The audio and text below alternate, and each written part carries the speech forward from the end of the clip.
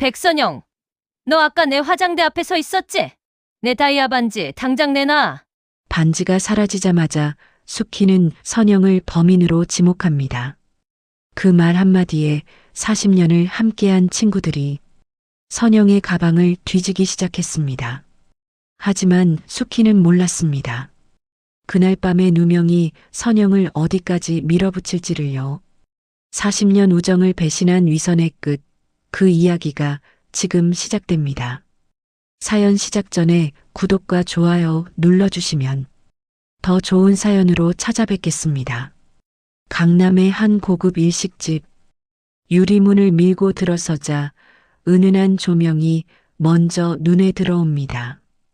밝지도 어둡지도 않은 조명 아래 정갈하게 차려진 테이블들이 가지런히 놓여 있고 따뜻한 나무 향과 차향이 공기 속에 섞여 있습니다.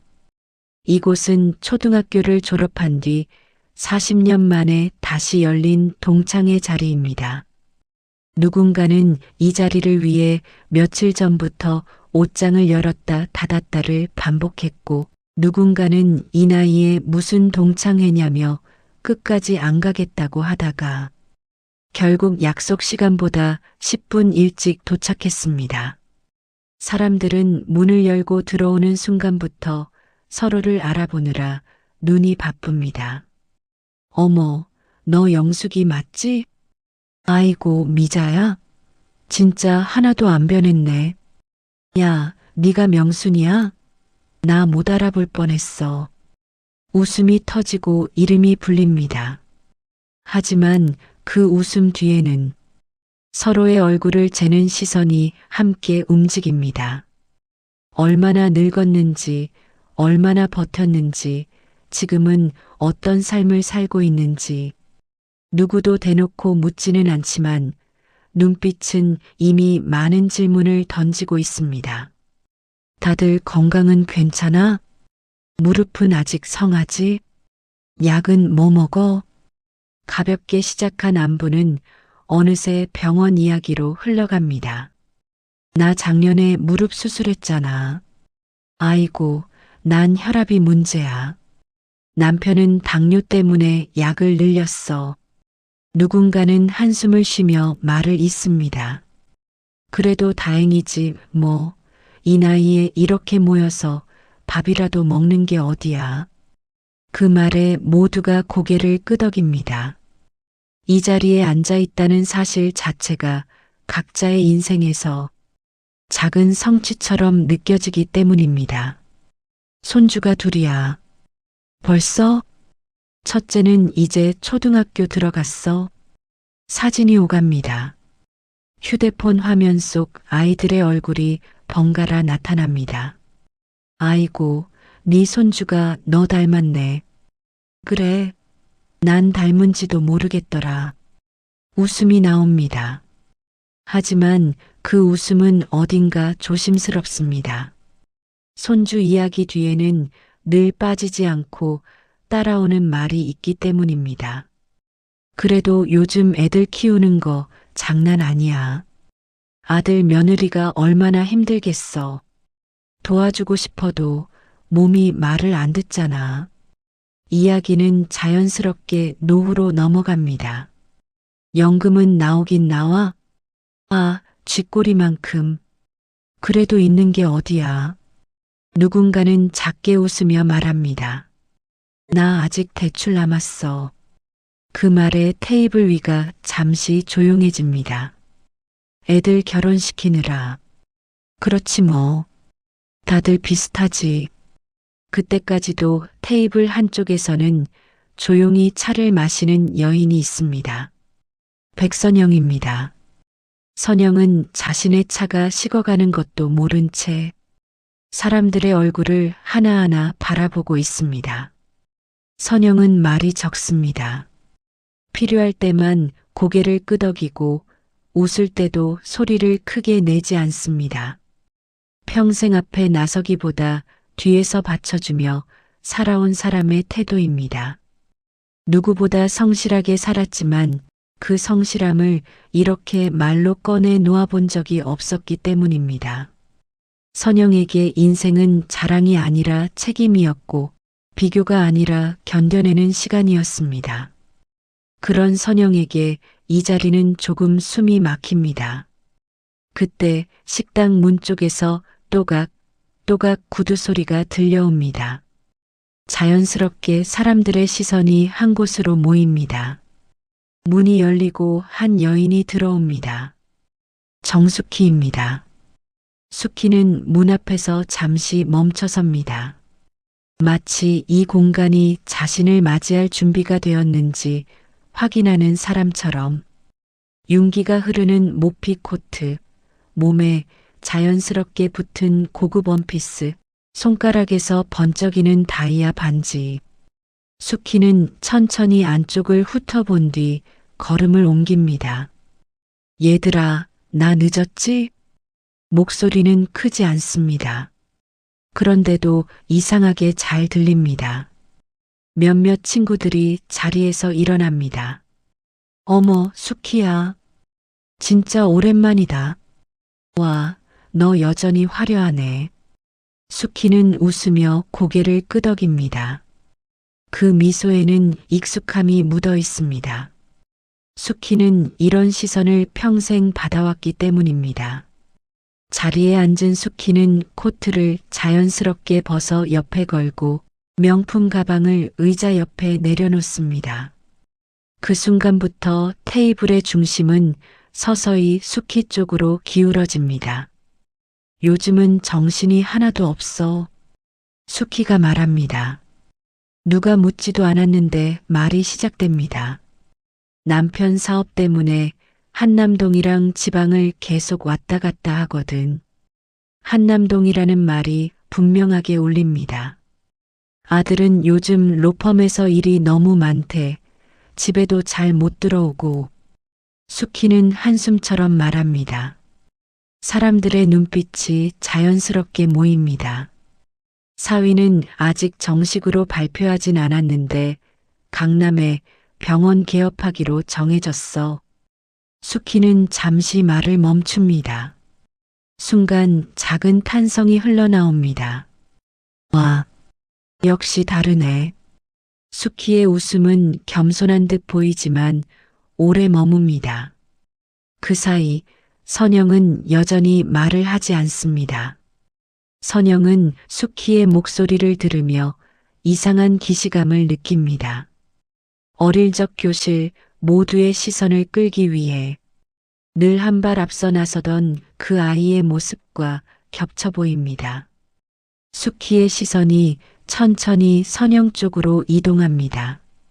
숙희는 처음부터 알고 있었습니다. 이 자리에서 자신이 가장 먼저 확인해야 할 사람이 누구인지, 그리고 그 확인은 곧 시작될 예정이었습니다. 하지만 아직은 아닙니다. 지금은 분위기를 충분히 달궈야 할 시간입니다. 선영은 자신도 모르게 찻잔을 더 세게 줍니다. 이 자리가 단순한 동창회가 아니라는 것을 선영은 이미 느끼고 있었습니다. 그리고 이 모임이 끝날 때 누군가는 웃고 누군가는 상처를 안고 돌아가게 되리라는 것도. 숙희는 잔을 내려놓고 아주 자연스럽게 말을 꺼냅니다. 선영아, 너는 요즘 뭐 하면서 지내? 말투는 부드럽고 목소리는 가볍습니다. 정말 안부를 묻는 것처럼. 하지만 이 질문이 던져지는 순간 테이블 위의 모든 시선이 선영에게 꽂힙니다. 선영은 잠시 말을 고른 뒤 말합니다. 도서관에서 일해. 도서관? 아, 공공도서관? 숙희는 고개를 끄덕입니다. 그리고 웃습니다. 그래, 그런데도 누군가는 필요하지. 그 말은 칭찬처럼 들릴 수도 있지만 끝이 묘하게 났습니다. 숙희는 말을 잇습니다. 요즘 애들 상대하는 거 힘들지 않아? 하루 종일 서 있어야 할 텐데. 선영은 짧게 대답합니다. 괜찮아, 익숙해. 숙희는 선영의 손을 봅니다. 차를 쥔 손등, 굵어진 관절, 거칠어진 피부. 손은 못 속이네. 수키가 말합니다. 일 많이 하면 바로 티나잖아. 순간 식탁 위에 짧은 정적이 흐릅니다. 명순이는 괜히 젓가락을 내려놓고 미자는 찻잔을 들어 올렸다가 다시 내려놓습니다. 선영은 아무 말도 하지 않습니다. 그 침묵 속에서 선영의 머릿속에는 전혀 다른 장면이 떠오릅니다. 40년 전 초등학교 교실. 서로 호감을 표시하는 빼빼로데이에 겨울 햇살이 창문으로 들어오고 교실 안은 왁자지껄합니다. 책상 서랍을 열 때마다 종이 포장지가 스치는 소리가 납니다. 선영의 책상 서랍 안에는 작고 소박한 빼빼로 상자들이 여러 개 들어 있습니다. 아이들은 하나둘 선영의 책상 앞으로 모여듭니다. 이거 다 네가 받은 거야? 선영아, 너 진짜 인기 많다. 선영은 얼굴이 빨개진 채 어쩔 줄 몰라 합니다. 그때 교실 뒤편 한 아이가 그 장면을 보고 있습니다. 수키입니다. 수키의 책상 위에는 비싼 수입 초콜릿 세트가 놓여 있습니다. 포장지도 반짝이고 리본도 큽니다. 수키는 그 초콜릿을 모두에게 나눠줄 생각이었습니다. 하지만 아이들은 오지 않습니다. 수키는 손에 쥔 초콜릿 상자를 내려놓습니다. 그리고 쉬는 시간 종이 울리자마자 선영의 책상으로 다가갑니다. 아, 수키가 말합니다. 아이들이 흩어집니다. 수키는 아무 말 없이 선영의 서랍을 발로 찹니다. 빼빼로 상자들이 바닥으로 쏟아집니다. 가난한 애가 어디서 인기를 끌려고 그래? 수키의 목소리가 교실에 울립니다.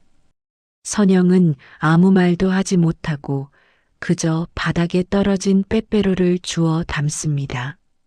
수키는 그 모습을 내려다보며 생각했습니다. 저 자리에 서야 할 사람은 나야.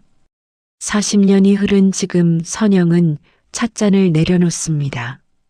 손이 조금 떨리지만 선영은 고개를 듭니다. 수키야, 너는 여전히 말을 참 예쁘게 한다. 선영의 목소리는 낮고 또렷합니다.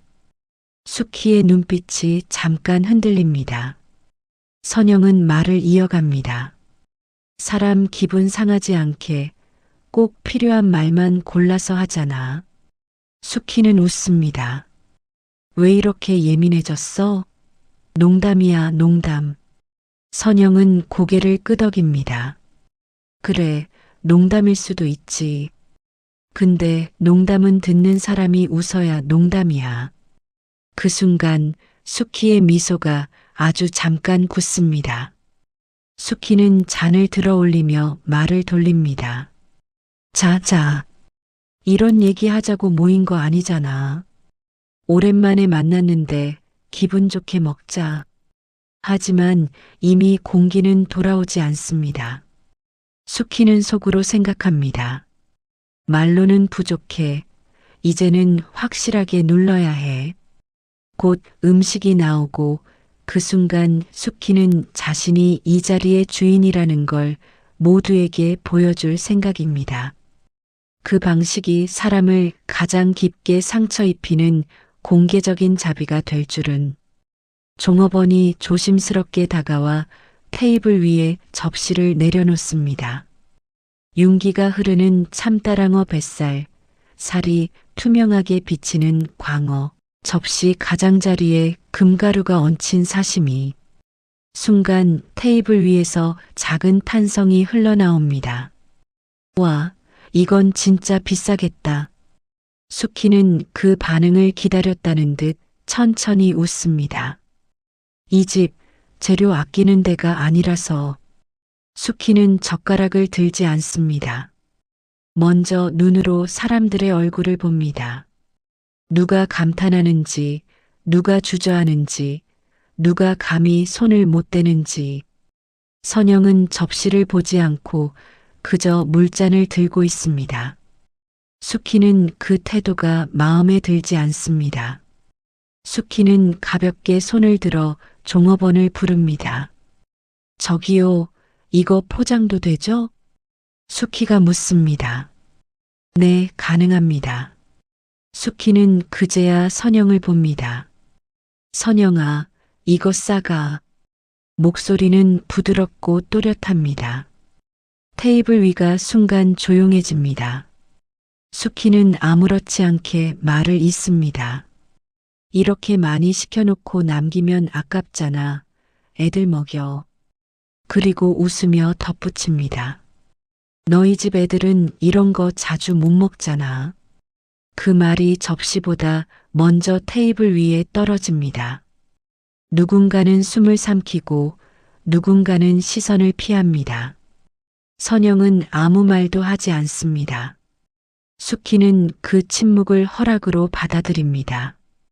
수키는 종업원에게 말합니다. 포장할 때 먹다 남은 것처럼 보이지 않게 깔끔하게 해주세요. 그 말에 선영의 손이 테이블 아래에서 꽉 쥐어집니다. 선영은 천천히 고개를 듭니다. 수키야, 마음만 받을게. 선영의 목소리는 조용하지만 흔들리지 않습니다. 수키는 못 들은 척합니다. 아니야, 괜찮아, 부담 갖지 마. 선영은 다시 말합니다. 우리 애들 남이 먹다 남은 거 안 먹여도 잘 컸어. 그 순간 수키의 미소가 아주 잠깐 멈춥니다. 수키는 웃음을 되찾으며 말합니다. 왜 이렇게 자존심을 세워? 좋은 뜻이잖아. 선영은 수키를 똑바로 바라봅니다. 좋은 뜻은 상대가 고맙다고 느낄 때 좋은 뜻이야. 테이블 위의 공기가 완전히 얼어붙습니다. 수키는 와인잔을 내려놓고 말합니다. 너 변했다. 선영아, 예전엔 이렇게 까칠하지 않았잖아. 그래, 어릴 때부터 참 고집은 셌지. 선영은 잠시 숨을 고른 뒤 말합니다. 고집 아니야. 이건 선 긋는 거야. 수키는 잠시 말이 막힌 듯 보입니다. 그러나 곧 입꼬리를 올립니다. 그래, 네 말 맞아. 사람마다 자기 자리가 있는 거지. 수키는 주변을 둘러보더니 마치 결론을 내리듯 말합니다. 남겨도 되는 사람, 남기면 안 되는 사람. 그 말에 모두가 수키를 보고 수키는 선영을 봅니다. 난 그냥 도와주려고 한 건데 받기 싫으면 어쩔 수 없지. 그 말은 배려처럼 들리지만 사실상 선언입니다. 너는 이 자리에 남을 사람이 아니다. 선영은 천천히 자리에서 일어납니다. 의자가 바닥을 스치는 소리가 유난히 크게 울립니다. 다들 즐거운 시간 보내. 선영이 말했고 누구도 붙잡지 않았습니다. 선영은 수키를 마지막으로 한 번 봅니다. 수키야, 사람은 먹을 걸로도 상처 줄 수 있어. 수키는 아무 대답도 하지 않습니다. 선영은 가방을 들고 식당을 나섭니다. 유리문이 닫히고 찬 공기가 안으로 밀려들었다가 곧 사라집니다. 수키는 잠시 그 문을 바라보다가 와인잔을 듭니다. 애들아, 먹자. 비싼 거야. 사람들은 젓가락을 들지만 아무도 웃지 않습니다. 누군가는 사시미를 입에 넣고도 맛을 느끼지 못합니다. 그날 밤 선영은 집으로 돌아와 신발을 벗고 한참을 서 있습니다. 그리고 조용히 생각합니다. 이제는 참지 않아도 되는 나이가 되었구나. 선영은 어떤 사람은 남기고 어떤 사람은 버리기로 결심합니다. 그리고 선택한 그 결심은 곧 수키의 삶을 정면으로 흔들게 될 것입니다. 동창회의 소란이 지나간 지 일주일이 흘렀습니다. 평소와 다름없는 일상이었지만 수키가 만든 단톡방은 쉴 새 없이 울려대며 선영의 평화를 방해했습니다. 수키는 매일같이 오늘 날씨가 좋아서 한남동 집 앞 산책 중이에요라며 명품 로고가 크게 박힌 운동복을 입고 찍은 사진을 올리거나 유명 호텔 발레 파킹 구역에서 대기 중인 사진을 찍어 올리며 친구들의 부러움을 샀습니다. 친구들은 마치 수키의 비위를 맞추는 것이 자신들의 품격을 높이는 일인 양 찬양하기 바빴고, 그럴수록 선영은 그 소란스러운 단톡방에서 유령처럼 소외되어 갔습니다. 그러던 어느 날 수키가 개인적으로 선영에게 메시지를 보내왔습니다. 선영아, 지난번 모임 때 내가 말이 좀 심했던 것 같아. 마음이 계속 쓰이네. 사과의 의미로 맛있는 차 한 잔 대접하고 싶어? 청담동에 내가 자주 가는 티하우스로 와줄래? 친구들 몇 명만 모여서 오붓하게 얘기나 나누자. 선영은 가고 싶지 않았지만 수키가 덧붙인 너희 아들 면접 본 곳, 우리 남편이 잘 아는 곳이라 소식 좀 알아봐 줬어라는 말에 지푸라기라도 잡는 심정으로 그 모임에 나가기로 했습니다. 아들 지우는 지난번 면접 이후 연락을 기다리며 부쩍 초조해하고 있었으니까요. 목요일 오후 청담동의 한적한 골목에 위치한 카페는 입구부터 은은한 향사 냄새가 풍겼습니다. 수키는 그 중심에 여왕처럼 앉아 있었습니다.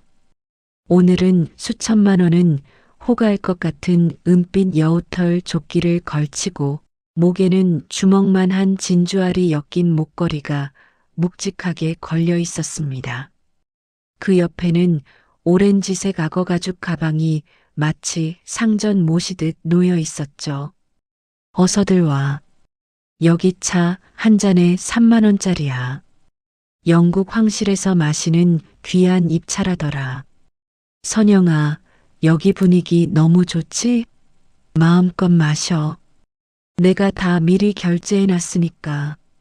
수키는 친구들 앞에서 다시 한번 선영을 은근히 챙기며 자비로운 모습으로 주도권을 잡았습니다. 친구들이 어느 정도 모이자 수키는 기다렸다는 듯 가방에서 정성스럽게 포장된 상자 하나를 꺼내 선영에게 내밀었습니다. 선영아, 이거 받아. 저번 모임 때 내가 너무 무례했던 것 같아서 사과의 의미로 가져왔어. 사실 이거 지난번에 스위스 여행 갔을 때 산 건데 내가 몇 번 안 한 거라 거의 새 거야. 아까워서 누구 줄까 하다가 네 생각이 나더라고. 너 이런 거 고르는 안목은 없어도 내가 고른 거니까 잘 어울릴 거야. 이거 하고 기분 전환 좀 해. 지훈이 일로 마음고생 많잖아. 네 생각나서 샀어가 아닌 내가 쓰던 거지만 새 거나 다름없으니 너나 가져라는 식의 선물이었습니다. 친구들은 탄성을 내뱉으며 수키를 칭송했습니다. 어머 수키야, 너 정말 대단하다. 역시 한남동 사모님은 사과하는 방식도 다르네. 선영아, 수키가 저렇게까지 말하는데 좀 받지 그래? 너 이런 명품 팔찌 언제 한번 차보겠니? 선영은 당황하며 팔찌를 상자에 넣어 수키에게 주려고 했습니다. 수키야, 사과는 말로만 받아도 충분해. 나 이런 거 받을 이유 없어. 네 마음만 받을게.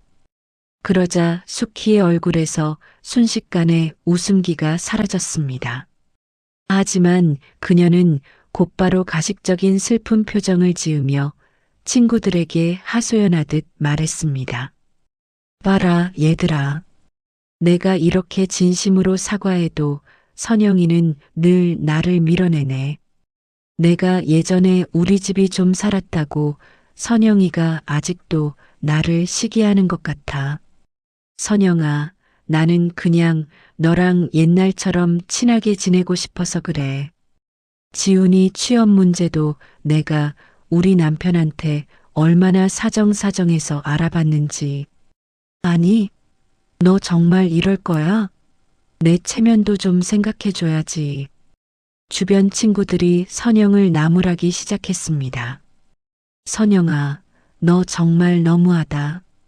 수키가 저렇게까지 말하는데 좀 받지 그래? 너 그러다 지훈이 일 잘못되면 어쩌려고 그래? 수키 성애 좀 무시하지 마. 빗발치는 참경과 아들 지훈의 이름 앞에서 선영은 결국 팔찌를 손목에 채울 수밖에 없었습니다.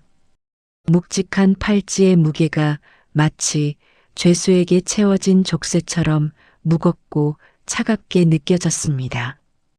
모임이 끝나갈 무렵 수키는 투자 설명이라며 정체 모를 서류들을 나누어 주었습니다.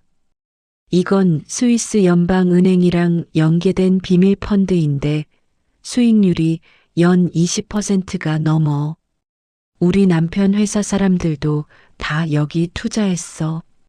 너희 노후 자금 내가 책임져 줄 테니까 생각 있는 사람들은 이번 주말까지 현금으로 준비해. 친구들은 수키의 말 한마디 한마디에 홀린 듯 고개를 끄덕였습니다. 모임이 끝나고 수키는 검은색 고급 세단 앞에 섰습니다. 정장 차림의 기사가 문을 열어주자 수키는 우아하게 뒷좌석에 올랐습니다. 선영은 그 팔찌가 계속 마음에 걸렸습니다. 도저히 공짜로 받을 수 없는 고가의 물건이었고 수키의 그 불길한 친절 뒤에 무엇이 있을지 두려웠기 때문입니다. 선영은 곧장 대기 중이던 택시에 올라탔습니다. 기사님, 저기 앞에 가는 검은색 차 좀 따라가 주세요. 제가 친구한테 물건을 돌려줘야 하는데 차를 놓쳤어요. 택시는 수키의 차를 따라 강남대로를 달렸습니다. 그런데 번화가를 벗어나 한적한 도로변에 이르자 기이한 일이 벌어졌습니다. 갑자기 수키의 차가 멈춰서더니 운전석에서 내린 기사가 수키에게 정중히 인사하는 게 아니라 오히려 담배를 물며 수키에게 손을 흔드는 것이었습니다. 그리고 수키가 직접 운전대를 잡았습니다. 기사라고 생각했던 남자는 길가에 남겨진 채 터벅터벅 걸어갔습니다. 기사님이 왜 여기서 내려? 수키가 직접 운전을 한다고? 저 사람은 누구야? 선영은 눈을 의심했습니다. 택시는 수키의 차를 따라 점점 어둡고 낡은 변두리 재개발 구역으로 향했습니다. 화려한 청담동과는 정반대의 풍경이 펼쳐졌습니다. 철거 직전의 낡은 건물들, 깨진 유리창, 가로등조차 깜빡거리는 음산한 골목길. 차는 좁은 골목길 끝, 낡은 붉은 벽돌 빌라 앞에 멈췄습니다. 수키는 주변을 극도로 경계하며 차에서 내렸습니다. 그녀의 손에는 아까 그 비싼 악어 가죽 가방이 들려 있었지만 그 모습은 마치 훔친 물건을 들고 도망치는 도둑처럼 위태로워 보였습니다. 선영은 팔찌 상자를 쥔 채 어둠 속에 몸을 숨겼습니다. 낡은 빌라 앞 어둠 속에 몸을 숨긴 선영의 심장은 터질 듯이 요동쳤습니다. 조금 전까지 청담동 카페에서 우아하게 찻잔을 들던 수키가 왜 이런 음산한 골목에서 사채업자 같은 남자들에게 둘러싸여 있는지 도무지 이해할 수 없었습니다. 수키는 주변을 두리번거리며 무언가에 쫓기는 사람처럼 황급히 건물 안으로 사라졌습니다. 선영은 그 뒤를 더 쫓고 싶었지만 골목 끝에서 느껴지는 서늘한 기운과 정체 모를 두려움에 발길을 돌릴 수밖에 없었습니다. 이상해. 한남동 산다는 사람이 왜 저런 곳에? 그리고 그 기사는 왜 중간에 내린 거지? 집으로 돌아오는 내내 선영의 머릿속은 복잡한 의문으로 가득 찼습니다. 손목에 채워진 그 묵직한 중고 팔찌가 마치 독사가 손목을 휘감고 있는 듯 소름 끼치게 느껴졌습니다. 하지만 선영은 아직 수키가 사기꾼이라는 확신까지는 하지 못했습니다.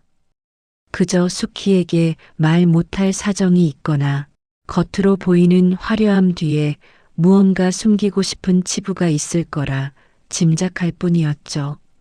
하지만 주말이 지나면서 상황은 급격하게 변했습니다. 수키의 단톡방은 광기에 가까운 열기로 가득 찼습니다. 얘들아, 이번 스위스 펀드 마감이 내일 오전까지래. 나 믿고 입금해준 친구들 정말 현명한 선택한 거야. 내가 너희 노후는 확실히 책임질게. 아직 고민 중인 친구들은 서둘러.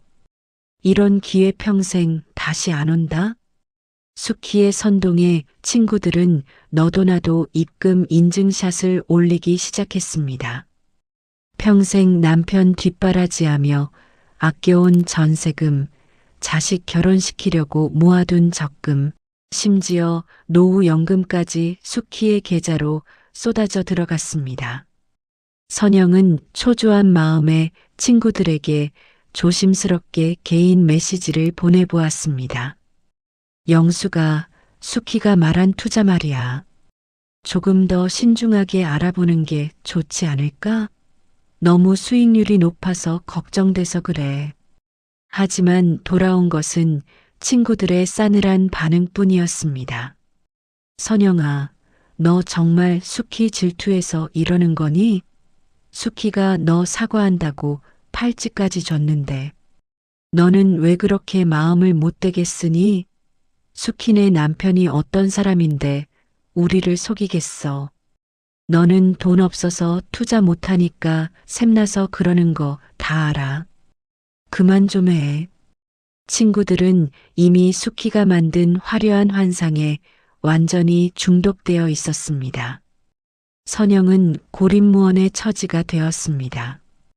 단톡방에서 선영은 질투심에 눈먼 열등감 덩어리로 낙인 찍혔고 수키는 그런 선영을 보란 듯이 동정하며 친구들 사이에서 성녀처럼 군림했습니다. 그러던 월요일 아침 선영은 도서관 출근길에 청천벽력 같은 전화를 받았습니다. 아들 지훈의 면접 결과가 나온 것이었습니다. 김지훈 씨 보호자 되시죠? 면접 진행했던 인사팀입니다. 지훈 씨 연락이 안 돼서 이쪽으로 전달드려요. 지훈 씨는 이번 채용에서 최종 탈락하셨음을 알려드립니다. 그리고 참고로 말씀드리자면 지훈 씨의 평판조회 과정에서 심각한 결격 사유가 발견되었습니다.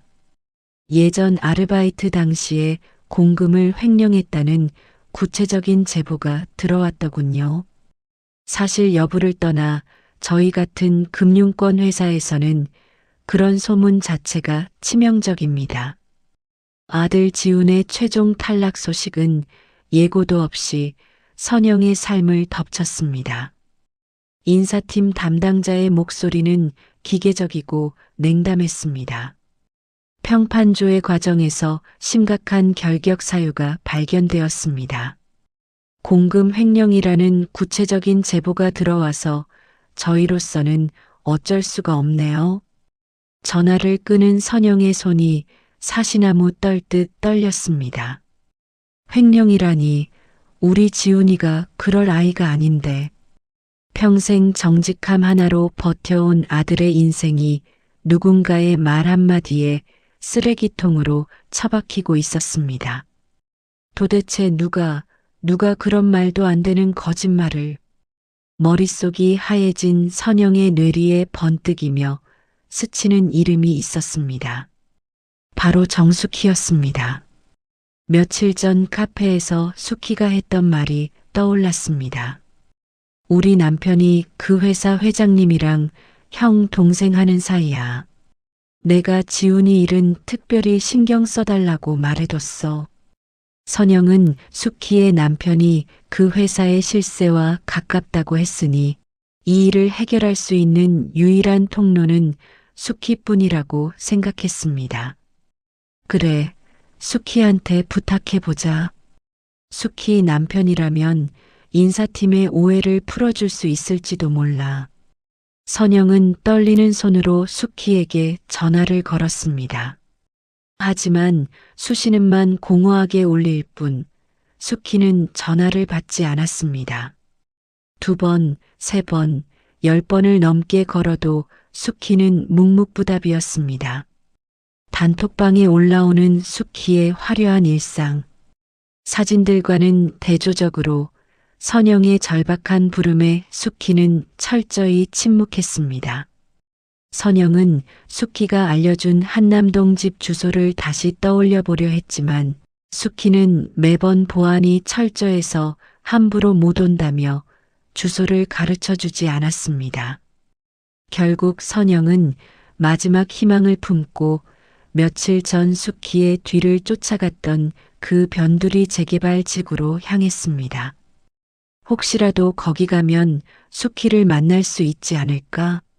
아니, 숙희가 거기서 무슨 일을 하는지 알면 그녀를 찾을 수라도 있지 않을까? 선영은 제정신이 아니었습니다. 아들의 앞날이 무너지는 소리가 귓가를 때리는데 체면이고 뭐고 따질 여력이 없었습니다. 해질 무렵의 골목길은 지난번보다 훨씬 음산했습니다.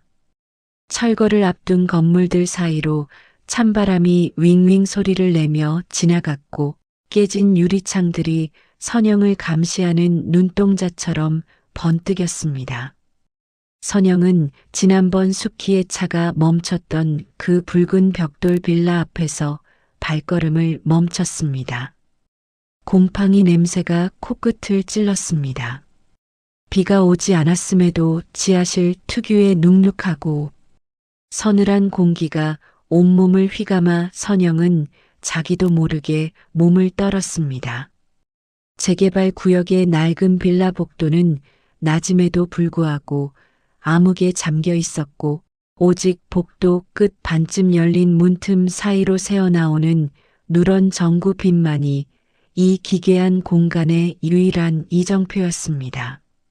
선영은 자신의 심장 박동 소리가 복도 전체에 울려 퍼질까봐 두려워한 손으로 입을 틀어막고 다른 한 손으로는 차가운 벽을 짚으며 조심스럽게 발을 뗐습니다. 문틈 사이로 비친 광경은 선영이 평생 살아오며 본 것 중 가장 비현실적이고 충격적인 것이었습니다. 불과 몇 일 전 청담동의 화려한 티하우스에서 은빛 여우털 조끼를 휘두르며 자비로운 성녀처럼 웃던 정숙희는 그곳에 없었습니다. 그곳에는 흙먼지가 자욱한 시멘트 바닥에 무릎을 꿇고 검은 정장을 입은 사내의 구두 끝을 필사적으로 붙잡으며 비굴하게 매달리는 한 여자가 있을 뿐이었습니다.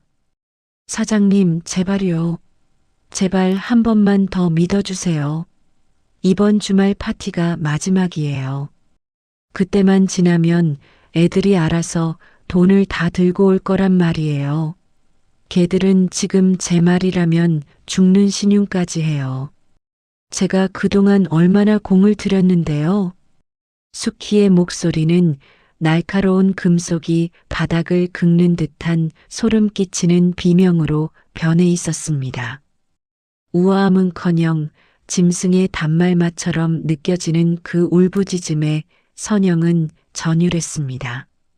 사채업자로 보이는 남자는 귀찮다는 듯 숙희의 손을 거칠게 뿌리쳤습니다. 야, 정숙희. 우리가 우스워 보이냐? 네 아들이 저지른 사고 수습하는 데 들어간 돈이 얼만지 잊었어? 오늘까지 이자 안 들어오면 네 아들 직장부터 쳐들어간다고 했지. 우리가 농담하는 것 같아? 네 인생이 지금 우리 손가락 하나에 달려있다는 걸 명심해. 남자의 차가운 호통에 수키는 다시 바닥을 기어 사내의 바짓가랑이를 붙잡았습니다. 그리고는 이마를 바닥에 쾅쾅 찍기 시작했습니다. 둔탁한 소리가 날 때마다 선영의 심장도 바닥으로 곤두박질 쳤습니다. 사장님 믿어주세요. 저번 주에 반은 갚았잖아요.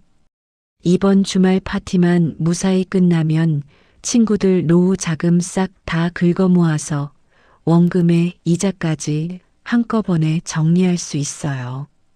이미 애들 신분증이랑 인감도장까지 다 받아놨다니까요. 그거면 제3금융권 대출까지 굴비 엮듯이 한꺼번에 땡길 수 있어요. 제발, 제발 이번 한 번만 살려주세요. 우리 아들 지성이 인생만은 망치지 말아주세요. 선영은 눈을 감았습니다. 온몸에 살같이 아릴 정도로 끔찍한 소름이 돋았습니다. 수키가 단톡방에서 그토록 자랑하며 친구들을 유혹하던 화려한 스위스 연방은행 비밀 펀드의 정체. 그것은 친구들의 소박하고 소중한 여생을 통째로 갈아 넣어 자신의 썩어빠진 빚을 갚으려는 잔인한 사기극이자 지옥행 열차였던 겁니다. 선영은 바들바들 떨리는 손으로 휴대폰을 꺼내 이 추악한 광경을 녹화하기 시작했습니다. 40년 전 자신의 빼빼로 상자를 짓밟으며 가난한 년이 어디서 인기를 얻으려고 라며 소리치던 수키의 그 뒤틀린 질투가 이제는 타인의 인생을 제물로 삼는 탐욕스러운 괴물의 눈으로 변해 있었습니다. 거기 누구야? 갑작스러운 남자의 고함 소리가 복도를 찢었습니다. 선영은 심장이 멈추는 듯한 공포를 느끼며 뒤도 돌아보지 않고 뛰었습니다. 낡은 계단을 뛰어내려오는 내내 자신의 발소리가 온 세상에 울려 퍼지는 것 같아 숨이 막혔습니다. 겨우 건물을 빠져나온 선영은 골목 어귀에 세워진 수키의 고급 세단 옆에서 가쁜 숨을 몰아쉬었습니다. 한참 뒤 수키의 전담 기사라고 생각했던 정장 차림의 남자가 담배를 물고 나타났습니다. 선영은 직감했습니다. 이 남자 역시 수키가 만든 가짜 무대에 지친 조연일 뿐이라는 것을요. 아저씨, 저 좀 보시죠. 아까 정수키가 안에서 사채업자들이랑 무슨 짓을 하고 있는지 보지 않았나요? 기사는 당황하며 물고 있던 담배를 바닥에 떨어뜨렸습니다. 선영은 그의 흔들리는 눈빛과 소매 끝이 해진 정장에서 수키에게 일당조차 제대로 받지 못해 독이 바짝 올라 있다는 사실을 꿰뚫어 보았습니다. 아저씨도 일당 못 받고 계시죠? 한남동 사모님? 다 가짜예요. 저 여자 지금 친구들 돈 털어서 해외로 튈 생각이에요. 저 여자가 감옥 가기 전에 재산 동결이라도 되어버리면 아저씨가 챙겨야 할 일당은 영영 먼지가 되는 거예요. 경찰이 들이닥치기 전에 저 여자가 숨겨둔 비자금이나 명품들이라도 아저씨 몫으로 챙겨야 하지 않겠어요? 저 여자를 제대로 잡아야 아저씨 돈도 찾을 길이 열리는 거예요. 저 좀 도와주세요. 수키의 가면을 벗겨야 아저씨도 살 수 있습니다. 일당을 떼일 위기에 처한 기사는 결국 선영의 떨리는 손을 맞잡았습니다. 그는 수키의 파티장에서 사용할 대형 스크린의 모든 제어권과 보안 카드를 선영에게 넘기기로 약속했습니다. 수키의 가장 가까운 곳에서 그녀의 비위를 맞추던 남자가 이제 그녀의 목숨줄을 쥘 복수의 파트너가 된 순간이었습니다. 운명의 토요일 저녁이 밝았습니다. 수키가 빌린 청담동의 화려한 렌탈 스튜디오는 입구부터 은은한 골드, 빛 조명과 비싼 샴페인 향기로 가득했습니다. 수키는 수천만 원을 호가하는 은빛 여우털 조끼를 걸치고 목에는 알이 굵은 진주 목걸이를 두른 채 거드름을 피우며 친구들을 맞이했습니다. 친구들은 이미 수키의 발치에 모여 앉아 장밋빛 미래를 꿈꾸고 있었습니다. 여러분, 드디어 오늘입니다. 내일 오전이면 여러분 통장에 첫 수익금이 찍힐 거예요. 투자금 입금 확인되신 분들, 오늘 여기 모인 우리끼리만 비밀스럽게 자축합시다. 자, 다들 고생한 서로를 위해 건배할까요? 이제 우리 인생의 고생은 끝났어요. 수키가 우아하게 샴페인 잔을 들어 올리는 순간 파티장의 육중한 문이 천천히 열렸습니다. 검은색 원피스를 입은 선영이 차가운 눈빛으로 스튜디오 안으로 걸어 들어왔습니다. 수키는 기다렸다는 듯 입가에 기분 나쁜 미소를 지으며 다가왔습니다. 어머, 선영아. 결국 왔구나. 그래, 이제야 정신을 차렸니? 자존심 부리다가 다 놓치면 안 되지. 안 그래? 네가 영리하게 생각한 거야. 우리 남편이 너 오기만을 기다리고 있었어. 어서 들어와. 너를 위한 특별한 자리도 마련해뒀어. 친구들의 싸늘한 시선이 선영에게 꽂혔습니다. 영숙이는 와인잔을 흔들며 비아냥거렸습니다. 선영아, 너 정말 수키한테 무릎 꿇고 사과하러 온 거니? 거봐, 수키가 너 생각해서 얼마나 애를 썼는데. 이제라도 고마운 줄 알아야지. 사람이 염치가 있어야지. 미자도 한마디 거들었습니다. 선영아, 너 투자금은 가져왔니? 수키가 너 끝까지 챙겨주려고 얼마나 노력했는지 알아? 제발, 초 좀 치지 마. 선영은 대답 대신 수키의 눈을 똑바로 응시했습니다. 수키는 선영의 그 차분하다 못해 서늘한 눈빛이 못내 불안했는지 눈동자를 파르르 떨며 미리 준비해둔 독을 풀기 시작했습니다. 파티가 한창 무르익고 친구들이 독한 술과 화려한 조명에 취해갈 때쯤 갑자기 수키가 날카로운 비명을 질렀습니다. 어머, 내 다이아 반지. 아까 손 씻느라 여기 화장대 위에 뒀는데. 어디 갔지? 얘들아, 내 반지 못 봤니? 우리 남편이 결혼 30주년 기념으로 스위스에서 맞춤 제작해온 1억 원짜리 반지란 말이야. 이거 없으면 나 죽어. 누군가 손을 댄 게 분명해. 스튜디오 안은 순식간에 아수라장이 되었습니다. 고요하던 파티장은 수키의 절규와 함께 공포에 휩싸였습니다. 친구들은 당황하며 자신들의 발밑을 훑고 가방을 뒤지기 시작했습니다. 수키는 얼굴이 하얗게 질린 척 열련을 펼치며 비틀거리더니 선영이 앞으로 다가왔습니다. 선영아, 너 아까 화장실 쪽에서 나오는 거 내가 봤는데. 설마. 아니지? 네가 아무리 형편이 어려워도 내 반지에 손을 댄 건 아니지? 말해봐, 선영아. 네가 아까부터 가방을 너무 꼭 쥐고 있었잖아. 수키의 이 가식적인 한마디에 현장에 있던 모든 화살이 선영에게 향했습니다. 친구들은 기다렸다는 듯 선영을 비난했습니다. 백선영, 너 정말이야? 수키가 너 사과한다고 팔찌까지 선물했는데. 너 정말 이럴 수 있어?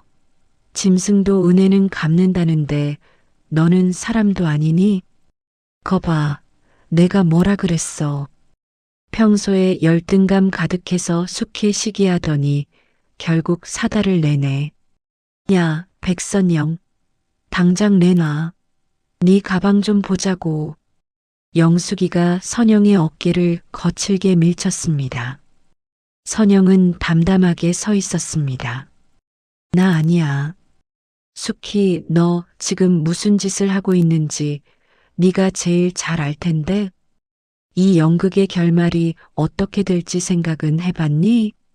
선영의 말에 숙희는 오히려 더 크게 울음을 터뜨리며 바닥에 주저앉았습니다. 네가 어떻게 나한테 이럴 수 있니? 증거가 있는데도 발뺌하는 거야? 얘들아, 얘 가방 좀 봐봐. 아까부터 가방을 품에 꼭 안고 한시도 안 내려놓더라고. 분명히 저 안에 들어있어.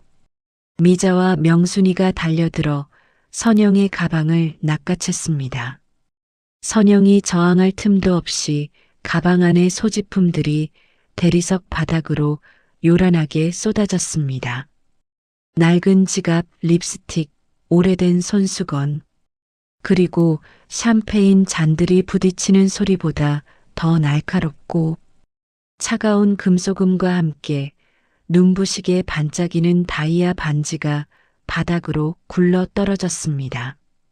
세상에, 정말이었어. 백선영, 너 정말 도둑년이었구나. 친구를 속이고 어떻게 이래. 소름 돋아 정말. 숙희야, 당장 경찰 불러. 이런 애는 감옥에 보내야 정신을 차리지. 어떻게 친구 반지에 손을 대니? 네가 그러고도 사람이야? 우리가 그동안 너를 친구라고 생각한 게 아깝다. 영숙이와 미자, 40년 지기라고 믿었던 친구들이 선영의 멱살을 잡고 욕설을 퍼붓기 시작했습니다. 숙희는 바닥에 떨어진 반지를 소중히 챙기는 척하며 선영을 향해 다시 한번 승리의 미소를 지었습니다. 그 눈빛은 승리감으로 번뜩이고 있었습니다. 마치 결국 네가 졌어라고 말하는 듯 했습니다. 선영아, 내가 너를 얼마나 믿었는데 결국 돈에 눈이 멀었구나. 친구로서 정말 가슴이 아프다. 얘들아, 당장 경찰 불러. 나도 더 이상은 친구라는 이름으로 덮어줄 수 없어. 이건 범죄야. 스튜디오 안은 선영을 향한 증오와 멸시로 가득 찼습니다. 숙희는 친구들의 비난 뒤에 숨어 우아하게 손수건으로 눈물을 닦으며 선영의 파멸을 느긋하게 감상하고 있었습니다. 선영은 자신을 밀치고 손가락질하는 친구들, 그리고 그 너머에서 악마처럼 웃고 있는 숙희를 차분히 바라보았습니다. 선영의 눈빛에는 두려움 대신 서늘한 분노가 서려 있었습니다. 숙희야, 정말 경찰 부를까? 네가 원하는 게 정말 법대로 하는 거야? 그 말에 책임질 수 있어? 선영의 목소리는 낮았지만 소란스러운 장래를 압도하는 힘이 있었습니다. 숙희는 코웃음을 쳤습니다. 그래, 도둑질한 네가 감옥 가는 게 법이지. 자, 다들 봤지? 이 여자가 어떤 여자인지. 지금 당장 경찰에 신고해. 누구 휴대폰 좀 줘봐. 친구들의 야유가 정점에 달하고 선영이 사회적으로 완전히 매장당하기 직전의 그 순간, 선영은 구석에 대기하고 있던 기사에게 아주 작게 고개를 끄덕였습니다.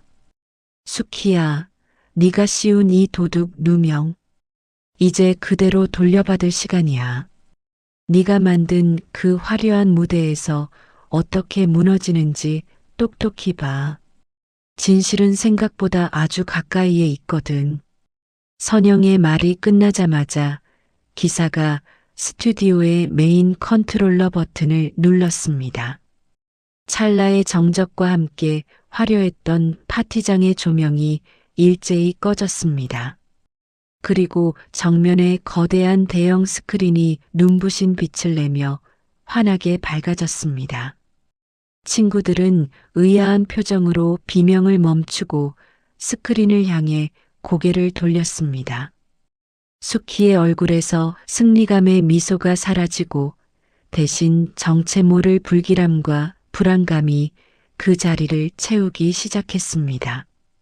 정면에 대형 스크린이 내뿜는 서늘한 청백색 광선이 수키의 창백한 얼굴을 적나라하게 비췄습니다. 영상 속의 수키는 지금의 우아한 모습은 온데간데 없이 곰팡이 핀 낡은 방바닥에서 사채업자의 바짓가랑이를 붙잡고 오열하고 있었습니다. 사장님, 제발요. 이번 주말 파티만 끝나면 친구들 노후 자금 싹 다 긁어 모아서 원금의 이자까지 한꺼번에 정리할 수 있어요. 이미 애들 신분증이랑 인감도장까지 다 받아놨다니까요. 그거면 대출 땡기는 건 일도 아니에요. 스크린 속 수키의 목소리가 스튜디오의 고출력 스피커를 타고 날카롭게 울려 퍼졌습니다. 그 소리는 단순한 음성이 아니라 그곳에 모인 친구들의 심장을 도려내는 비수였습니다. 방금 전까지 선영의 멱살을 잡고 침을 뱉던 영숙의 손이 파르르 떨리며 힘없이 풀렸습니다. 친구들은 마치 시간이 멈춘 듯 자신들이 믿고 따랐던 신정숙희의 추악한 자백을 멍하니 바라보았습니다. 숙희는 마치 단두대 위에 올라선 사형수처럼 눈을 부릅뜬 채 제 실체가 담긴 영상을 바라보며 석상처럼 굳어버렸습니다. 그녀의 잘 빗겨진 머리칼 사이로 식은땀이 비오듯 흘러내려 화려한 화장을 얼룩지게 만들었습니다. 영숙은 자신이 가방 깊숙이 넣어두었던 인감도장, 주머니가 마치 뜨거운 불덩이라도 된 듯 손끝을 떨며 비틀거렸습니다. 수키야, 저게 지금 무슨 소리니?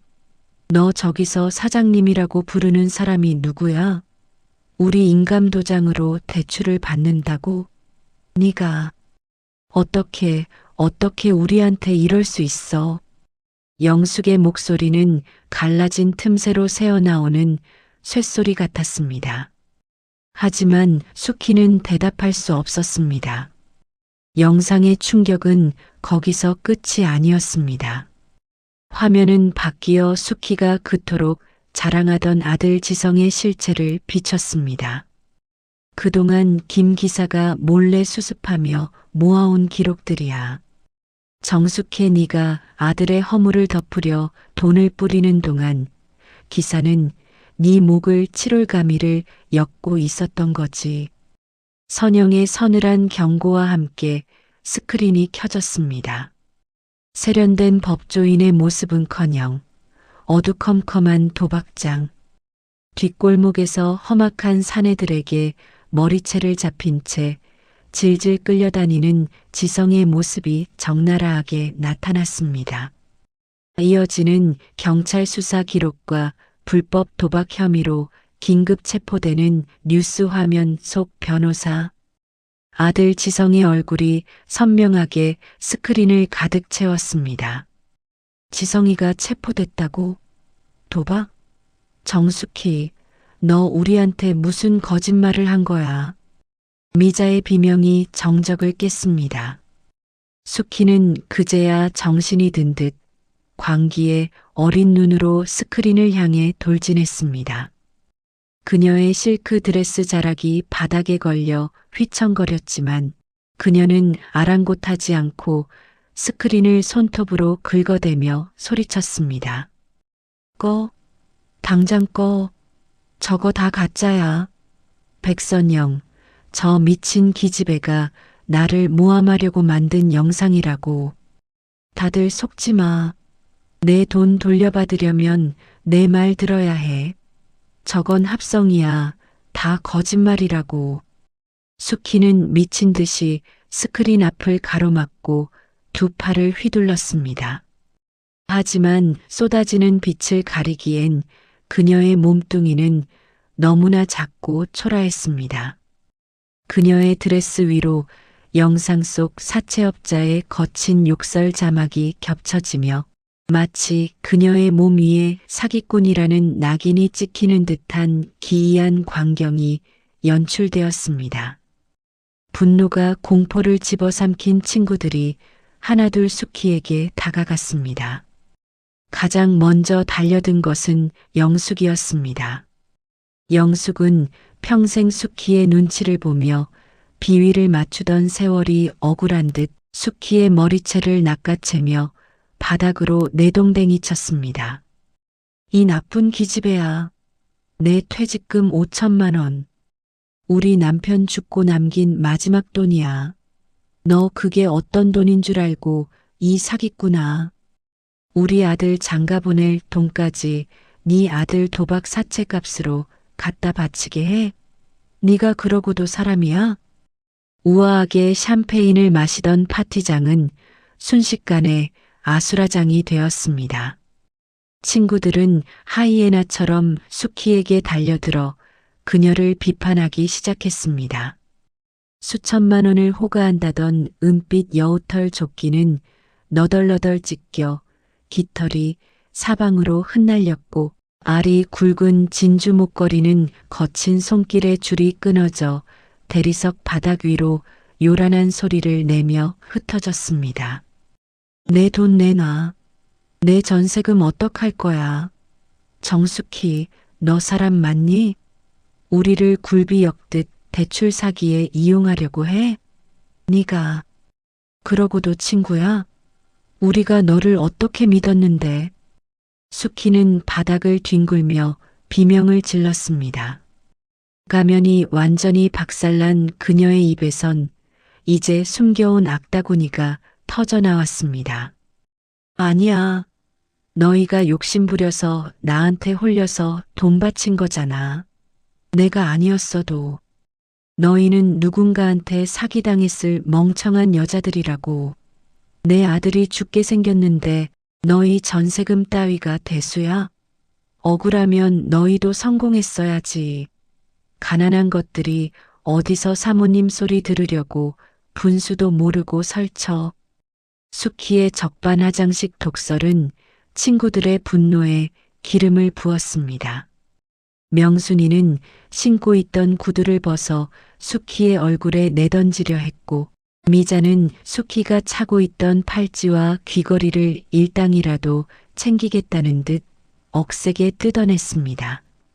수키의 귀불에서 핏방울이 배어 나왔지만 그녀는 통증조차 느끼지 못하는 듯 미친 사람처럼 웃어댔습니다. 1억 원짜리 다이아 반지보다 소중하다던 수키의 사모님. 체면이 청담동 바닥에서 먼지처럼 짓밟히고 있었습니다. 그 소란스러운 지옥 한복판에서 선영은 차가운 얼음처럼 서 있었습니다. 선영은 바닥에 주저앉아 찢어진 옷매무새를 가리려 발악하는 수키 앞에 천천히 다가갔습니다. 그리고 수키가 사과라며 채워주었던 그 가증스러운 금팔찌를 풀어 수키의 발 앞에 던져버렸습니다. 금속이 바닥에 부딪히는 소리가 아수라장 속에서도 선명하게 들렸습니다. 수키야, 40년 전이나 지금이나 넌 참 가련한 아이구나. 남의 소중한 것을 뺏고 짓밟아야만 네가 빛난다고 믿는 그 병든 마음. 이제 그만해. 넌 이제 끝이야. 네가 지키려던 그 가짜 성은 이미 무너졌어. 수키는 머리가 산발이 된 채 선영을 노려보며 킬킬대고 웃었습니다. 그 웃음소리는 광기에 젖어 소름 끼쳤습니다. 백선영, 네가 이긴 것 같지? 아니, 너도 똑같아. 너도 나를 파멸시키는 이 순간을 즐기고 있잖아. 40년 전 빼빼로 상자 밟힐 때 그 억울함, 지금 이렇게 푸니까 짜릿하니? 넌 평생 내 그림자 밑에서 열등감 느끼며 살던 기집애야. 네가 아무리 이래도 넌 시장통 도서관에서 책이나 정리하는 비루한 인생이라고. 넌 절대 나처럼 될 수 없어. 수키의 마지막 발악에 선영은 조용히 미소 지었습니다. 그 미소는 동정이나 비웃음이 아닌 진정한 해방의 미소였습니다. 그래, 난 내 비루한 일상을 사랑해.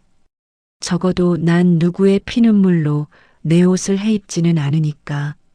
수키야, 네가 그토록 비웃던 내 인생이 너에게 줄 마지막 선물은 진실이야. 그리고 네가 그토록 사랑하던 그 돈이 너를 어떻게 파멸시키는지 똑똑히 지켜봐. 선영은 품 안에서 기사에게 전달받았던 녹음기 하나를 더 꺼내 들었습니다. 거기엔 수키가 사채업자들에게 선영을 도둑으로 몰아넣어 전세금을 뜯어내겠다고 모의한 음성, 그리고 친구들의 서류를 어떻게 조작할지 상이한 구체적인 내용이 담겨 있었습니다. 그 음성이 흘러나오자 파티장은 다시 한번 분노의 소용돌이에 휘말렸습니다. 그때 파티장의 무거운 문이 열리며 사이렌 소리와 함께 경찰들이 들이닥쳤습니다. 선영이 미리 확보한 증거와 기사의 제보로 수키는 현행범으로 체포되었습니다. 경찰들이 수키의 팔을 꺾어 수갑을 채우는 순간에도 수키는 선영의 얼굴을 향해 침을 뱉으려 발악했습니다. 안 돼. 내 사모님 자리, 내 돈, 백선영이 다 조작한 거야. 경찰 양반, 저 도둑부터 먼저 잡으라고. 내 다이아 반지 훔친 여자가 저기 있잖아. 나 정수키야. 한남동 사모님이라고. 수키는 너덜너덜해진 드레스 자락을 질질 끌며 경찰차로 실려 나갔습니다. 친구들은 경찰차를 에워싸고 통곡했습니다. 내 돈, 내 전세금 어떡해. 수키야, 내 말 좀 들어봐. 우리 돈 어디 있어? 이 사기꾼아. 화려했던 렌탈 스튜디오는 순식간에 비명과 통곡이 가득한 아비규환의 현장이 되었습니다. 쏟아진 최고급 와인이 바닥에 고여 피처럼 번졌고 깨진 유리 조각들과 바닥에 뒹구는 가짜 명품들이 수키가 평생 공들여 쌓아 올린 가짜 성의 처참한 최후를 증명하고 있었습니다. 선영은 그 아수라장을 뒤로하고 스튜디오 밖으로 걸어 나왔습니다. 차가운 밤 공기가 폐부 깊숙이 스며들어 선영의 머리를 맑게 씻어내 주었습니다. 40년 전 짓밟힌 빼빼로 상자 앞에서 혼자 울던 어린 선영이 이제야 제 손을 꼭 잡고 고생했다고 위로해주는 기분이었습니다. 경찰서 로비의 형광등은 지나치게 밝아 눈이 시릴 정도였습니다.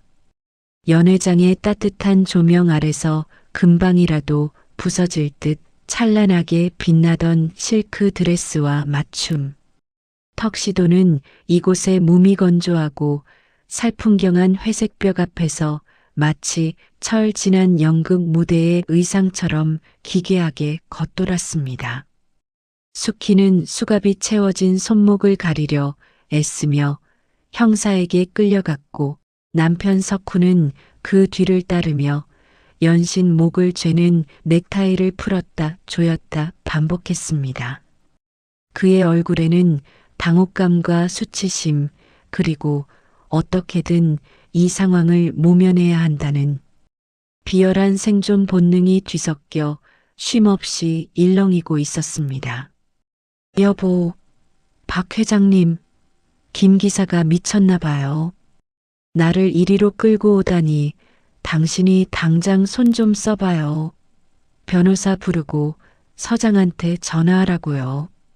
하지만 석훈은 수키의 곁으로 다가오기는커녕 오물이라도 본 듯 미세하게 눈살을 찌푸리며 멈춰 섰습니다. 선영은 그들로부터 몇 걸음 떨어진 곳에 멈춰 섰습니다. 그녀의 곁에는 10년 넘게 석훈의 수족이었던 김 기사가 서류 가방을 꽉 쥔 채 수호신처럼 버티고 있었습니다.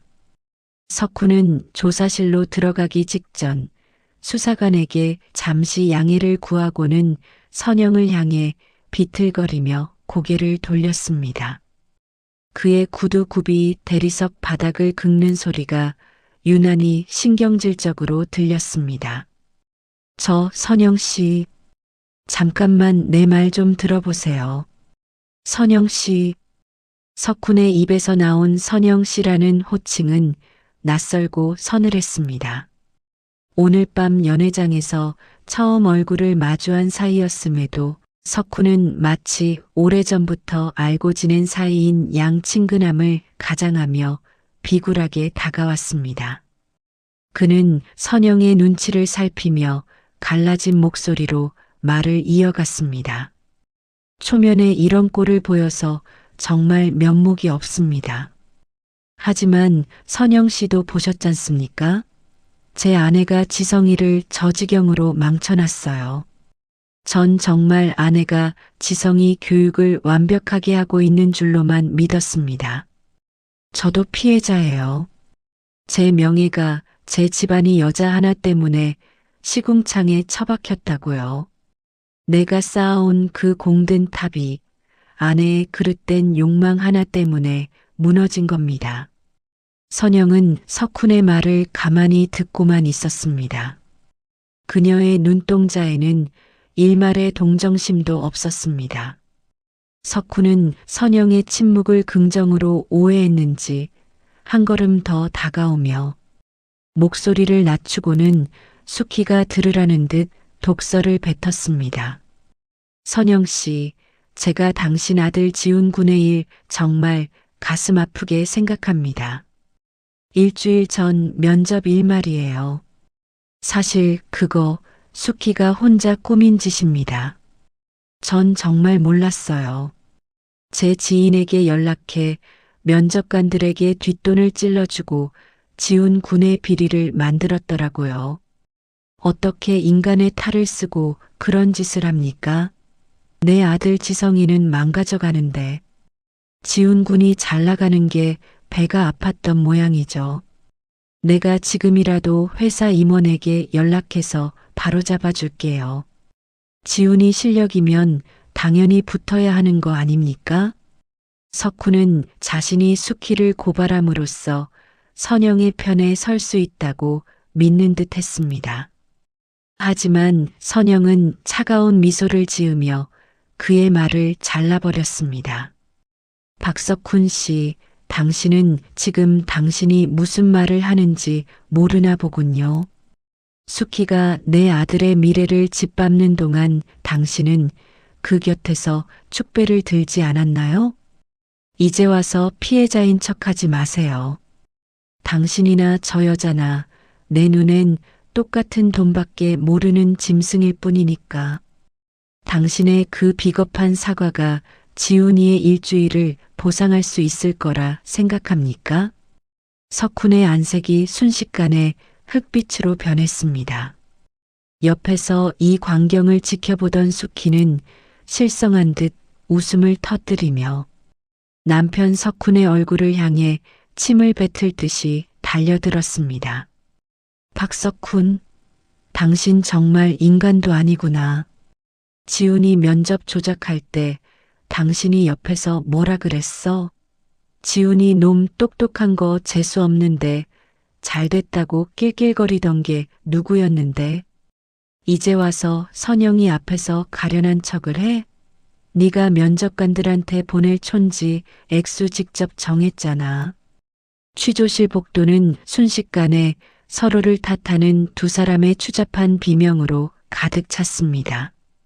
김 기사는 조용히 품 안에서 녹음기를 꺼내 형사에게 건넸습니다. 거기엔 일주일 전 면접 당일 저녁 두 사람이 별장에서 지훈의 낙마를 자축하며 나는 소름 끼치는 대화가 고스란히 담겨 있었습니다. 숙희는 좁고 폐쇄된 취조실에 홀로 앉았습니다. 맞은편에 앉은 형사는 김 기사가 제출한 장부와 피해자 진술서를 넘기며 차갑게 입을 열었습니다. 이숙혜 씨, 박석훈 회장은 참고인 조사만 마치고 이미 귀가했습니다. 본인은 전혀 모르는 일이라고 완강히 부인하더군요. 이제 당신 차례입니다. 아들 박지성 군의 도박 빚을 갚기 위해 본인의 오랜 친구들에게 확정 고수익이 보장되는 스위스 비밀 펀드가 있다며 수억 원을 갈취한 사기 및 공갈 혐의 인정합니까? 수키는 실성한 듯 웃음을 터뜨렸습니다. 사기라니요. 그건 투자예요. 박 회장님 비자금이 운용되는 스위스 펀드가 실제로 있고 거기에 잠깐 이름만 올려도 원금의 몇 퍼센트 수익은 기본으로 나온다고 설명했을 뿐이에요. 친구들도 그 수익률 보고 서로 넣어달라고 줄을 섰던 거라고요. 그 확정 수익이라는 거 한 번이라도 지급된 적 있습니까?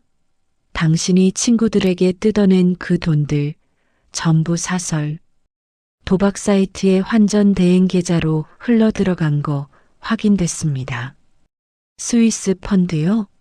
그런 건 애초에 존재하지도 않았습니다. 당신은 평생 당신을 믿어온 친구들에게 회장님의 은밀한 정보를 흘리는 척하며 그들의 탐욕을 이용해 사기를 친 겁니다. 피해자들이 이미 줄줄이 고소장을 제출했습니다. 그들은 지금 당신을 친구가 아니라 자신들의 가정을 파탄낸 사기꾼으로 기억하고 있어요. 형사는 태블릿을 켜서 영상 하나를 재생했습니다. 거기엔 수키가 오랜 친구에게 협박하며 이번 달 펀드 배당을 받으려면 예치금을 더 넣어야 한다고, 그렇지 않으면 이전 투자금도 모두 몰수될 것이라고 공갈하는 장면이 담겨 있었습니다. 이건 사기를 넘어선 공갈 협박입니다. 정숙혜 씨, 당신은 아들을 지키려고 한 게 아니야. 당신의 그 알량한 자존심과 안주인이라는 타이틀을 유지하기 위해 주변 사람들의 고열을 짠 거지. 친구들의 노후 자금을 파탄내면서까지 당신 아들 도박 자금을 대준 게 정상입니까? 취조실 문이 열리고 김 기사가 들어왔습니다. 그는 10년 동안 수키의 온갖 추악한 심부름을 도맡아왔던 사람이었지만 지금 그의 눈에는 충성심 따위는 없었습니다. 김 기사, 너 내가 어떻게 나한테 이래? 내가 너한테 준 돈이 얼마인데 이 배은망덕한 놈아.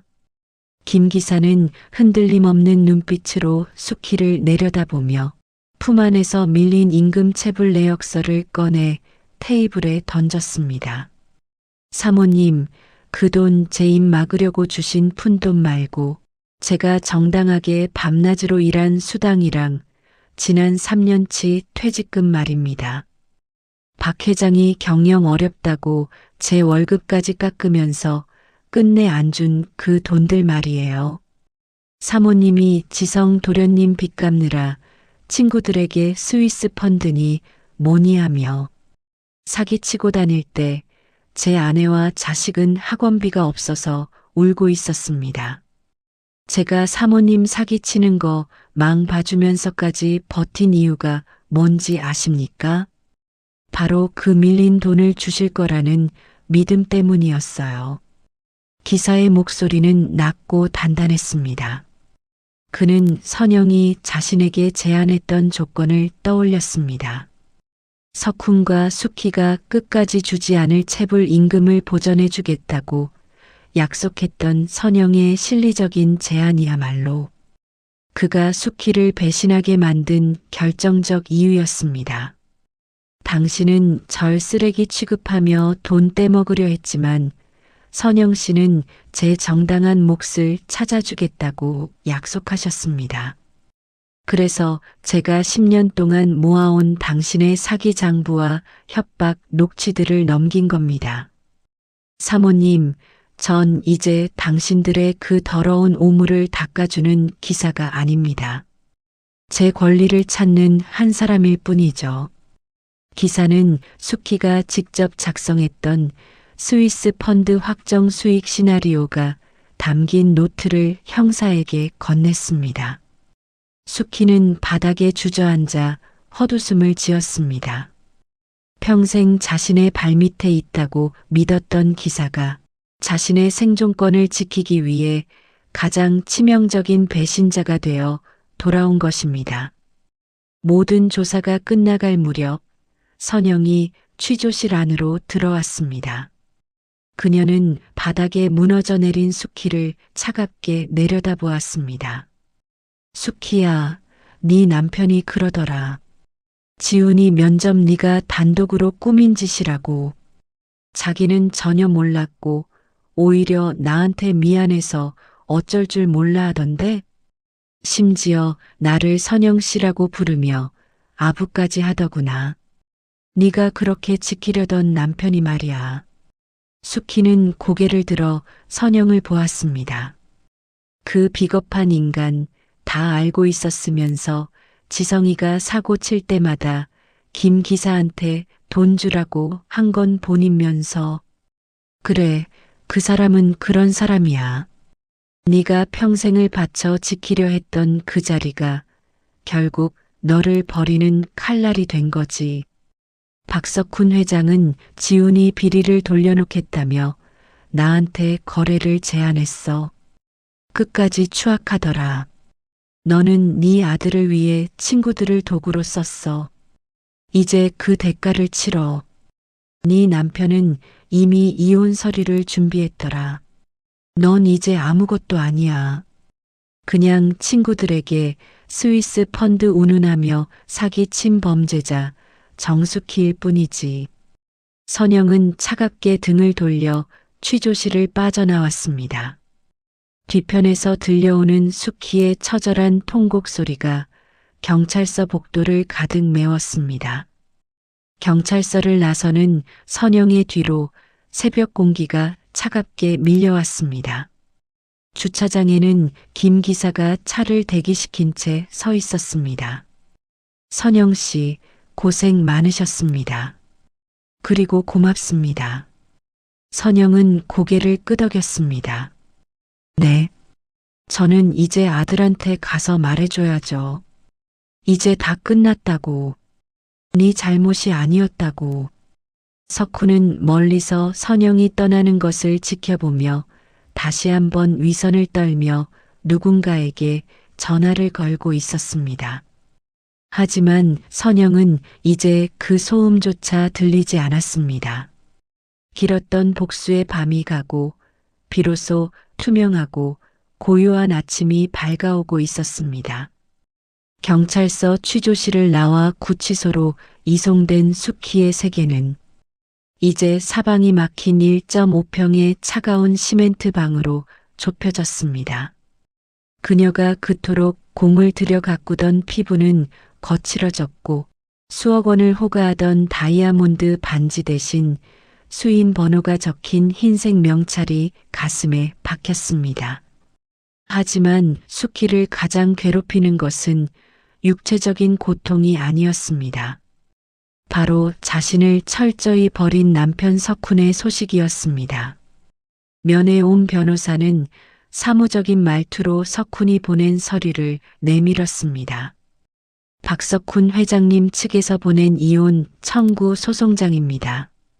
정숙혜 씨의 사기 및 공갈 혐의로 인해 가문의 명예가 실추되었음을 근거로 재산, 분할 없이 유책 배우자로 지목하셨습니다. 아드님 박지성 군에 대한 친권도 포기하겠다고 하시는군요. 지성 군의 도박 빚은 모두 이수키 씨의 개인 채무로 넘기겠다는 확약서도 포함되어 있습니다. 수키는 서류를 집어 던지며 비명을 질렀습니다. 그 인간이, 그 비겁한 인간이 어떻게 나한테 이래. 내가 누구 때문에 그 친구들 돈을 뜯었는데, 지성이가 누구 아들인데. 그러나 돌아오는 것은 복도의 정적뿐이었습니다. 수키가 평생 스위스 펀드라고 지켜왔던 그 가짜 성체는 주인이 사라지자마자 가장 먼저 그녀를 집어삼키는 괴물이 되어 있었습니다. 그녀는 이제 자신이 사기를 쳤던 친구들의 저주 섞인 편지들과 가족의 외면 속에서 평생을 보내야 한다는 사실을 깨닫고 바닥을 긁으며 통곡했습니다. 수키를 버리고 자신만은 살아남을 줄 알았던 남편 박석훈 회장의 계산도 빗나갔습니다. 선영은 석훈이 경찰서 복도에서 자신을 선영 씨라고 부르며 비굴하게 거래를 제안했던 그 오만함을 용서하지 않았습니다. 선영은 김 기사가 확보한 석훈의 본인, 아들의 불법 도박 혐의와 지훈의 면접 비리를 덮으려 했던 추가 시도들을 언론에 터뜨렸습니다. 명문가 회장의 추악한 이면이라는 타이틀로 연일 뉴스가 도배되었습니다. 석훈은 이사회에서 영구 제명되었고 그가 그토록 집착하던 회장 타이틀은 추문의 대명사가 되었습니다. 석훈은 텅 빈 저택에 홀로 남았습니다. 수키가 감옥으로 가고 기사들이 모두 떠난 집은 거대한 무덤과 같았습니다. 그는 여전히 누군가에게 전화를 걸어 내가 박석훈이야. 내가 어떻게 무너져? 라고 소리쳤지만 수화기 너머에서는 결번을 알리는 기계음만 들려왔습니다. 그는 평생 타인의 눈을 속이며 살아왔지만 정작 자신을 속인 것은 자신의 오만함이었다는 사실을 뒤늦게 깨달으며 어둠 속으로 침잠해 갔습니다. 며칠 뒤 지훈의 방 창가로 눈부신 아침 햇살이 스며들었습니다. 일주일간의 어둠을 걷어내고 지훈은 처음으로 스스로 커튼을 젖혔습니다. 선영은 조용히 문을 열고 들어와 아들의 뒷모습을 바라보았습니다. 지훈은 뒤를 돌아보며 엄마에게 미소를 지어 보였습니다. 비록 일주일 전보다 수척해졌지만 그 눈빛만은 그 어느 때보다 투명하고 단단했습니다. 엄마, 나 오늘 다시 면접 준비하려고요. 선영은 아들의 손을 꼭 잡았습니다. 그래, 지훈아. 엄마가 끝까지 내 옆에서 응원할게. 두 사람은 함께 집을 나섰습니다. 대문 앞에는 새로운 삶을 시작하기 위해 짐을 정리한 김 기사가 서 있었습니다. 그는 선영에게 깊이 고개를 숙이며 인사했습니다. 사모님, 덕분에 밀린 수당과 퇴직금 모두 잘 받았습니다. 제 아이에게 처음으로 떳떳하게 용돈을 줬어요. 정말 감사합니다. 지훈 군도 제가 멀리서나마 응원하겠습니다. 선영과 지훈은 공원을 가로질러 걸었습니다. 사람들은 평범한 모자의 산책을 무심히 지나쳤습니다. 더 이상 화려한 연회장도 가식적인 칭찬도 없었지만 선영은 지금이 자신의 인생에서 가장 찬란한 순간임을 느꼈습니다. 가면을 쓴 자들은 그 가면의 무게에 눌려 무너졌고 진실을 선택한 자들은 비로소 자유를 얻었습니다. 선영은 지훈의 어깨에 머리를 기대며 작게 속삭였습니다. 지훈아, 세상은 가끔 불공평해 보이지만 결국 진실은 제자리를 찾아가더라.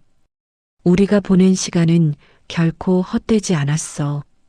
지훈은 엄마의 손을 더 세게 쥐었습니다. 공원 저편에서 불어오는 선선한 바람이 두 사람의 머리카락을 스치고 지나갔습니다.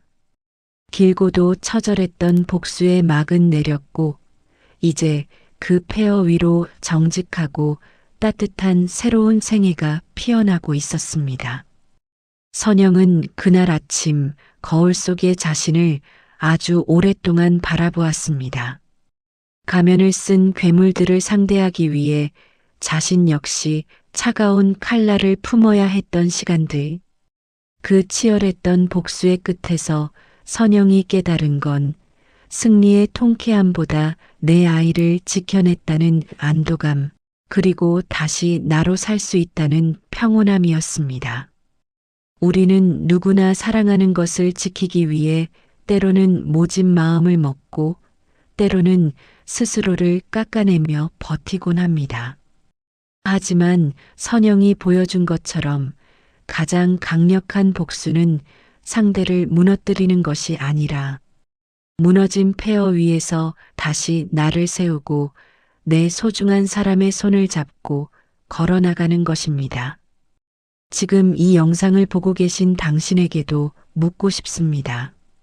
당신이 누군가를 위해 혹은 자신을 위해 꾹 참고 견뎌온 그 시간들이 얼마나 외롭고 고단했을까요? 때로는 세상이 불공평해 보이고 정직하게 걷는 나만 손해를 보는 것 같아 잠 못 이루는 밤이 있을지도 모릅니다. 당신이 걷는 그 길이 조금은 느릴지라도 끝에 반드시 따스한 아침 햇살이 기다리고 있을 거라 믿습니다. 시청해 주셔서 감사합니다.